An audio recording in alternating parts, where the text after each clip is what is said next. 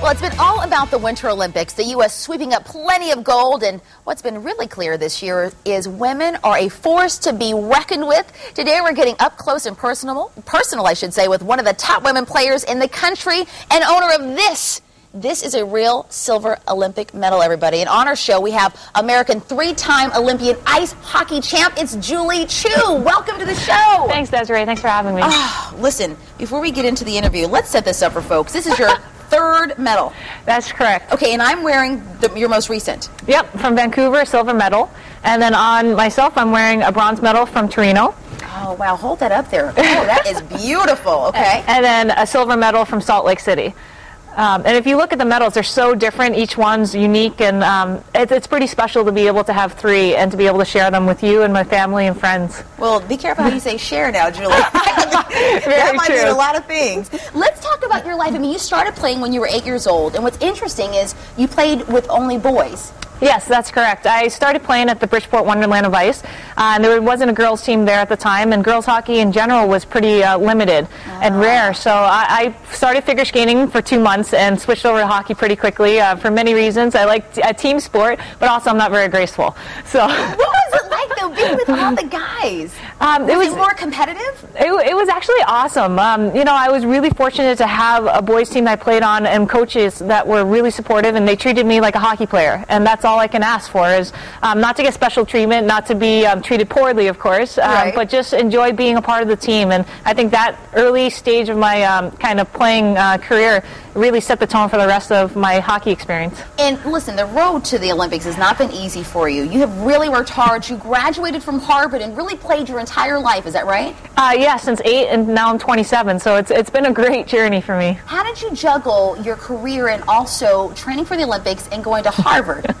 Well, you know what, from a young age, my parents have always instilled in me the idea that I need to have balance in my life, that education was so important. So it was really important for me to be a student athlete. If I didn't finish my homework, I couldn't play with my friends or go to practice. So I got it done when I was younger, and that was just something that instilled in me from a young age and something I really took hold of. So mom and dad get a little bit of credit?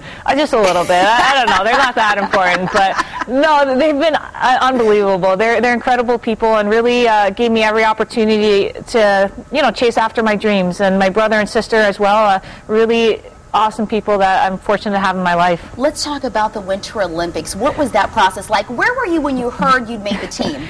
Well, for us, I was in our locker room in Blaine, Minnesota, where we trained full-time. And right at that point, we had cut down a team in August from, say, 44 players at a tryout and cut it down to 23. That 23 traveled from August until December together, training, playing, and competing and getting prepared.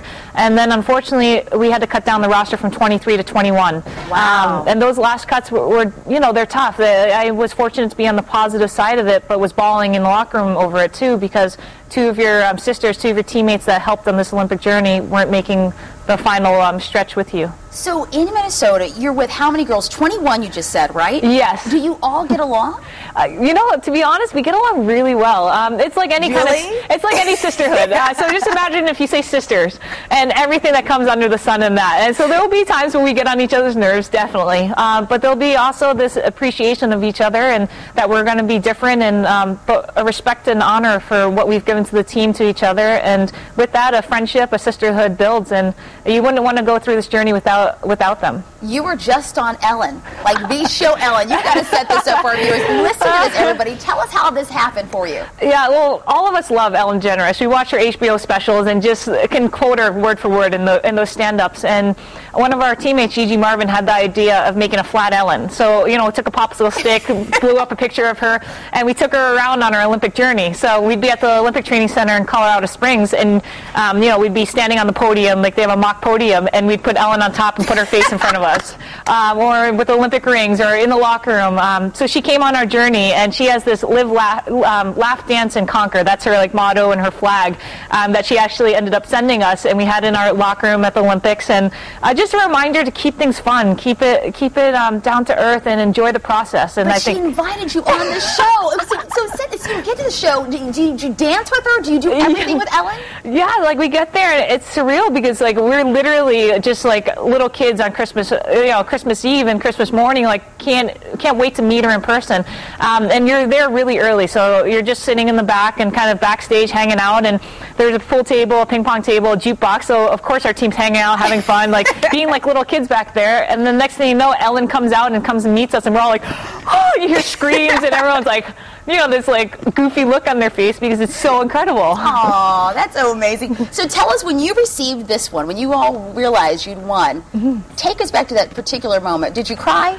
Yes, there were definitely tears. For us, we had just spent 4 years and poured our heart and soul into trying to be honest, win a gold medal. That was our dreams, our aspirations. And for some of us, it's been even longer that we've been on that journey. And so at the end of the game, it's kind of a weird dynamic because you're playing a gold medal game and you lose that game. So there's a disappointment of losing a gold medal, losing that game.